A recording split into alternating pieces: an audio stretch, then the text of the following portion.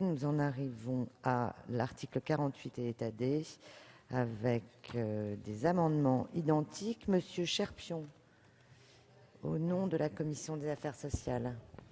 Oui, Madame la Présidente, merci. Cet amendement que j'ai développé dans mon propos propose de mettre en place des dispositifs d'accompagnement renforcés pour des jeunes et d'apprentis et pour leurs maîtres d'apprentissage. En fait, il s'agit de prévenir des ruptures de contrat et dû à un manque d'accompagnement des jeunes qui découvrent l'entreprise et parfois également de maîtres d'apprentissage qui ont besoin de référents pour les aider dans la formation de jeunes de publics qui sont parfois difficiles.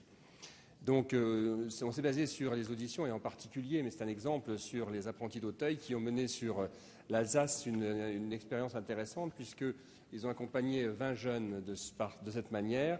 Et sur les 20 jeunes, 2, donc 10%, moins de 10%, enfin 2 ont rompu leur contrat et tous les autres ont obtenu leur CAP dans l'année. Donc on voit qu'il y a une nécessité d'accompagner ces jeunes pour un coût qui est relativement faible par jeune. Évidemment, c'est un coût budgétaire important, certes, mais par jeune, on est à peu près à 760 €.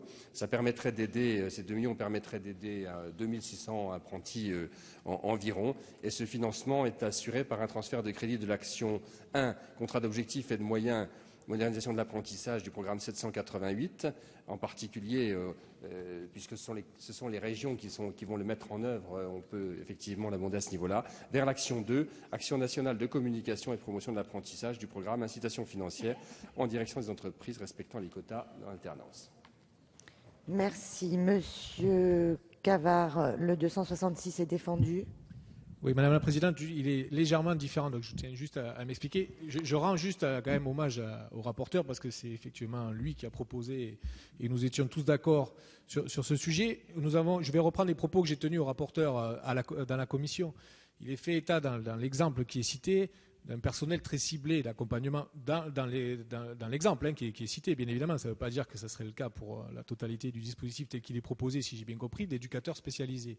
J'ai juste repris tout simplement, moi, ce que j'avais dit dans la commission, en disant que dans le cadre de cet amendement, on pourrait tout simplement autoriser le fait que les jeunes qui pourraient bénéficier de cette expérimentation soient suivis par tous les professionnels adaptés à ce type d'accompagnement. Et je crois que le rapporteur lui-même avait donné son accord de principe sur cette proposition. Et enfin, il y avait aussi ce qu'on appelle vulgairement le droit de tirage. Comme c'est une expérimentation sur un nombre limité, qui j'espère sera positive puisque nous tenons à la soutenir et qui donc d'une expérimentation pourrait se généraliser demain, sera aussi une difficulté de voir comment on la répartit tout simplement sur nos territoires. Et donc dans l'amendement, je faisais une proposition qui était, si le rapporteur éventuellement en était d'accord, sur tout simplement rapporter le droit de tirage par région au nombre, au taux d'apprentis qui se trouvent dans chacune des régions à partir du nombre ciblé. Voilà. Mais c'est une proposition, on va dire peut-être un peu bancale, mais qui permettait de mieux maîtriser à partir de la proposition de notre collègue que l'on soutient, j'insiste, sur le fait que du nombre général, il faut bien le répartir sur nos territoires à partir d'un certain nombre de réalités que les prescripteurs puissent en gros mettre en œuvre cette proposition.